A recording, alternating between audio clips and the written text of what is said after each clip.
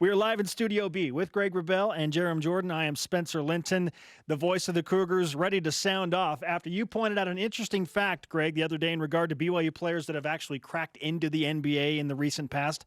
All stayed 4 years. And while the NBA prospects from BYU are generally a bit older than the rest, staying 4 years, we can postulate, may be the key ingredient to getting them to the next level. Why do you think that is? Well, if you look historically, BYU's best basketball players, like career all-time, and I know times have changed, but they were four-year guys. If you go to the all-time leading scorer, Tyler Haws, or Jimmer Fredette, or Mike Smith, Danny Ainge, the era of a guy not staying all 4 years is relatively new. So all of BYU's best historical players were guys getting old together with their fellow classmates, and they were four-year guys. So it is a relatively recent phenomenon we're now discussing. And again, Yoli's the only player in BYU's career top 15 in scoring that did make it to an NCAA tournament, for example, and didn't get a postseason win of any kind. So generally speaking, if you stick around and the guys with you stick around, you do get old together, you end up with some pretty good teams, and you do some good things. Do you feel like the era of the star player that stays 4 years is over at BYU? We were discussing. I don't think so. And I think Mark Pope hinted at that when he took the job. He said he realizes that even where he was, there's a bit of a trend nationally to kind of, plug and play, find grad transfers, adjust to your own guys that are transferring, and the transfer numbers are greater than ever. There's a real tendency to try and cobble together teams year to year with a lot of turnover.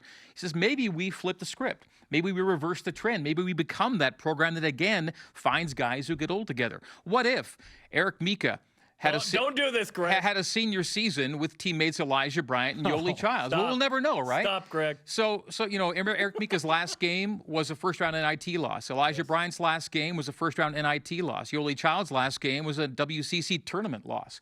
But we'll never know what they could have done together had they gotten old together, and they should have gotten old together. They all left with a lot on the table. They all left with unfinished business. And we can only speculate as to what BYU might have done had they stayed. I feel like the individual circumstances of each are unique, but Right. There's some mitigating circumstances that are perhaps similar. One is all three were married. Perhaps that plays a role, right? Okay, let's start our lives. Let's make some money. I get it. To me, I wonder about the idea of the burden of Gonzaga in the league a little bit. Okay, it's tough to win this league. Can we get to the NCAA tournament? I hope that BYU feels like it still can get to the NCAA tournament. The last 3 years have been frustrating, obviously, the last four, I guess. But I guess what can Mark Pope do to overcome some of these circumstances to where when you have that guy that he does want to stay? Well, I think the key is to get old together. You're trying to defeat a team that has legit NBA talent, legit leave early talent that does leave early, but yet but they've gotten to Sweet 16s, Elite 8s, Final Fours, and national title games. They can leave having accomplished things. You can lose some guys, you can lose one and dones, you can lose two or three and dones and still feel that you got a lot out of that group.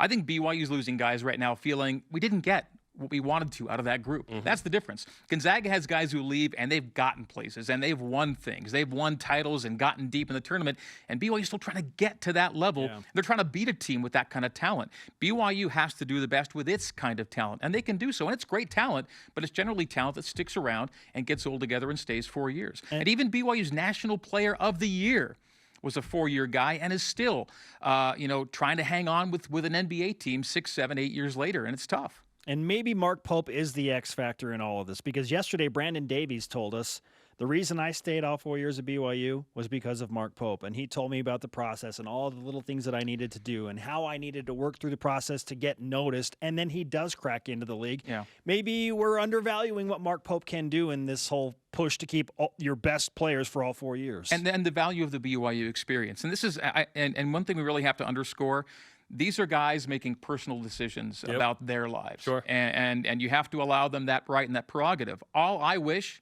and this is a personal thing, and this is where you have diverging interests. My interest as the BYU play-by-play guy is that BYU's best players stay as long as possible at BYU until their term expires.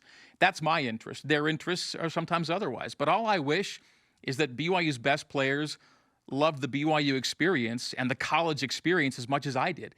and want to get the most out of it and wait another year. You know, Europe's always going to, the Euros are always going to be there. The continent's not going anywhere. If that's your ultimate destination, it'll be there in a year. It'll be there in 2 years. If you're good enough to get to the NBA, well, then so be it. But maximize the BYU experience if it's in you, if it's what you really love and really want. And I guess all I'm saying is I wish guys loved it or wanted it as much as I hope they would. Amen to that. We could just end the interview now, but we have more questions. That's okay. You talk about the roster for next year, and Chris Burgess came on yesterday, and I asked him, hey, is the roster still in flux? And he said, yes, we're still looking at a couple of players. What position do you feel like BYU needs to get? Because we think it's the front court right now. Yeah, you know, I guess I would just defer to these guys that are coaching the players to figure out what they're going to need most and how to get there. I just know that, and that's, you know, the cliche of positionless basketball. I don't know that maybe we're to a point where we don't have to necessarily think about, you know, 2 guys for each spot per se, as much as the best combination of 5 players to expand to 7 or 8 or 9 players, and however that yes, you need some size. You can't just go out there with 5 guys at 6'5" or under and say we're gonna run the table. But maybe there's a way to maximize. If you think you've got a really good shooting team, even with the backed up 3-point line, should it get there, if that's going to be your strength, then hopefully capitalize on it. And maybe you do have to turn Gavin Baxter into the post player maybe you didn't think he would be in college. It wouldn't be a bad place to go if you had to go there. I know that more traditionally you're looking at bigger bodies, like you mentioned, Colby Lee. But whatever Mark and Coach Burgess and Coach Fieger and Robinson think is their best combination, I know they'll put it out there. However, that group looks height-wise.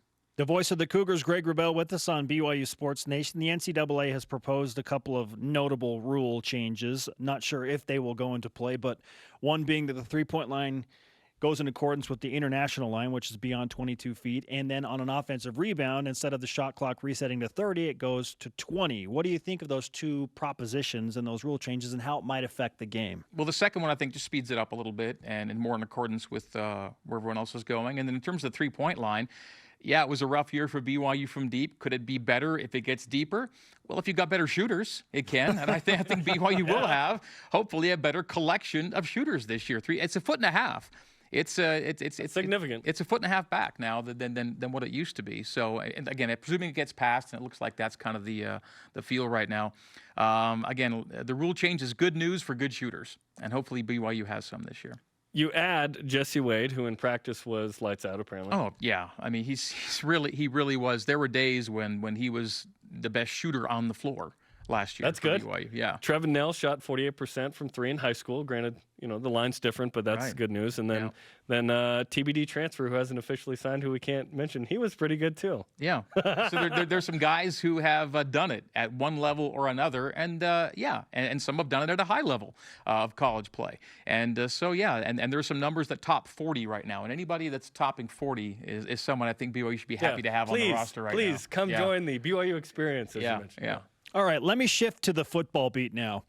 We've talked about winning at home for BYU football. I think it is number 1 on my priority list, Greg, because BYU the last 2 seasons has not been good at home, like historically bad at home, and it's really weird. And they have a schedule that if BYU can have a winning record at home, then you would think they're set up for great things in 2019. So where does that rank on your priority list this year? Yeah, we're all about the hot summer nights right now, and that's the September home games, right? Well, late August as well. We're going to include Utah in there. But imagine what you could do if you win those hot summer night games, the Utah, USC, and Washington Pac-12 Here, put these on for me. I've never worn these. Oh, nice. Greg.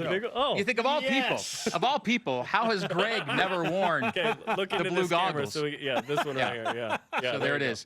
So we're all about the hot summer nights. Somehow, if BYU could win its Pac-12 home games in August and September, they'd be set up for some special things. What do you see through those goggles with those 3 games?